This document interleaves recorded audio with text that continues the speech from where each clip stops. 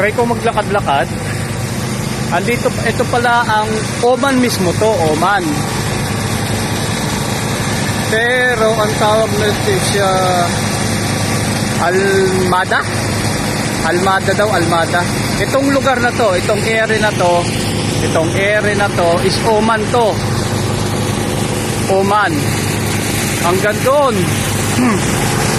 Yung bundok daw na yan, yung bundok na yon, itong nasa likod ko, kung nasa likod ko na yan, Oman yan. Oman. Pero itong nasa likod ko ngayon is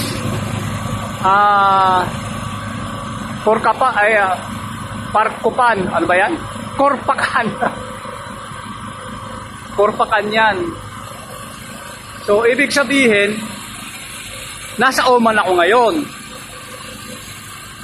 Wala ako sa UAE.